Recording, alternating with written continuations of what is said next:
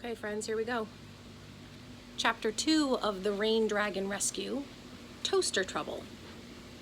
Breakfast with Grandpa Abe was so much better than breakfast back home, Ben thought as he settled into the wobbly kitchen chair. There were no vitamins, no whole grain muffins, no fresh squeezed wheatgrass juice. Sugar was the main ingredient. This morning's meal featured a box of rainbow-colored sugar loops, a couple of glazed donuts, and white bread with strawberry jam. There was just one problem. "Where's the toaster?"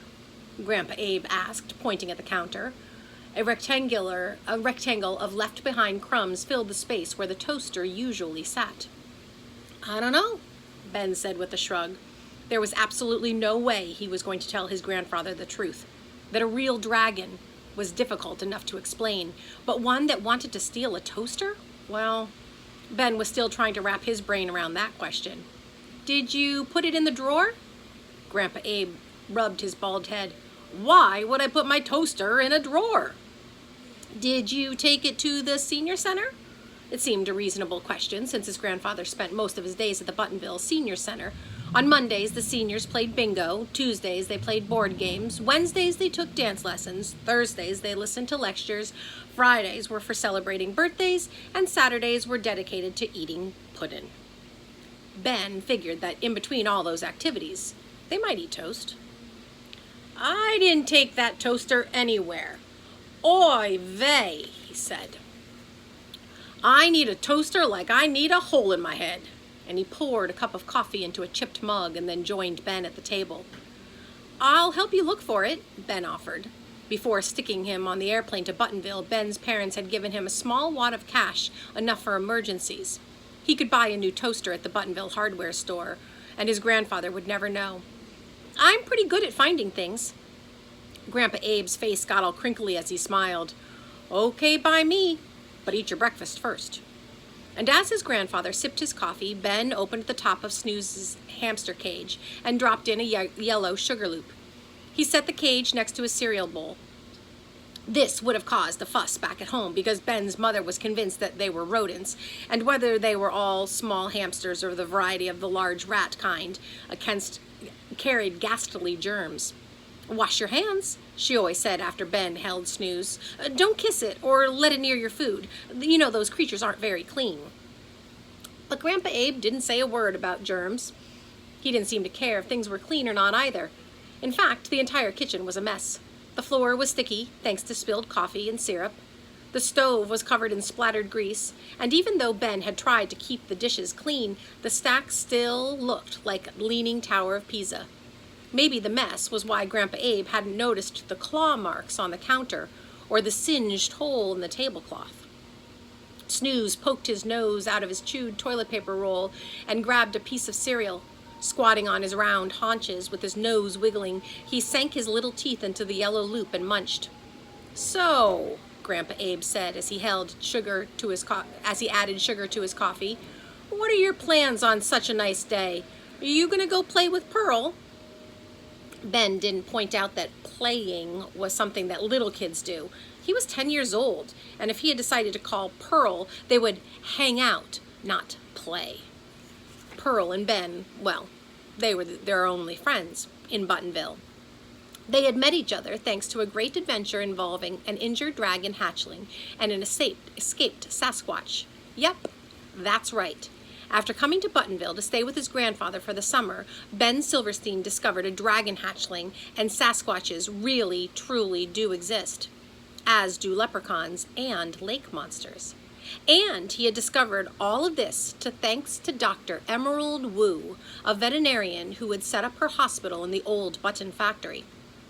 The sign on the hospital read, "Dr. Wu's Worm Hospital," but that was all meant to mislead. Dr. Wu didn't take care of worms. She was a veterinarian for imaginary creatures, and everything that went on inside her hospital was top secret. Because Ben and Pearl had brilliantly caught the escaped Sasquatch, they were offered summer jobs as apprentices. And so, on Mondays, Wednesdays, and Fridays, Pearl and Ben worked from 8 a.m. to 3 p.m., doing all sorts of things that were only supposed to happen in storybooks. But Because they had each signed a contract of secrecy, they had to zip their lips. That's why Ben couldn't tell his grandfather about last night's intruder. Today was Tuesday, Ben's day off. And so other than buying his grandfather a new toaster and telling Pearl about the dragon sighting, he had no idea what he was going to do. Back at home in Los Angeles, he might have invited his friends over to swim in his pool. He might have played on his computer or watched TV. But since Grandpa Abe didn't have a pool, or computer, or a television, Ben was stumped. Grandpa Abe cleared his throat. "You're gonna sit there all day, or are you gonna answer my question? What are your plans?" Ben fidgeted. He didn't come up with a plan, and his grandfather would make him go to the senior center and play board games like Scrabble and Monopoly. I think I should stay here and take care of Snooze because... Ben tried to think of a reason. Because he doesn't really like to be left alone. He had a nightmare last night that he couldn't go back to sleep, and I'm guessing that he dreamed that your cat was trying to eat him. And right on cue, Barnaby leaped through the kitchen window and then lay on the counter, a small black object clutched in his paws. Normally, Barnaby would bring home a dead rodent of some sort, but this object was flat and shiny. The cat looked right at Ben with a satisfied smile. He had found a dragon scale. "Did you say your mouse had a nightmare?" Grandpa Abe asked, his gray eyebrows raising to the top of his forehead. "And how exactly did you know this?" "He's not a mouse, he's a hamster," Ben corrected. His gaze darted between Grandpa Abe and the cat. "And I can tell you that it was a nightmare because he was sleep running. That's like sleepwalking, except for faster. This morning, he practically was a nervous wreck. He needs me to take care of him." Snooze didn't look like a nervous wreck. He seemed content chewing on his loop. "Sleep running, you say?" Grandpa Abe folded his arms and stared over the top of the cereal box.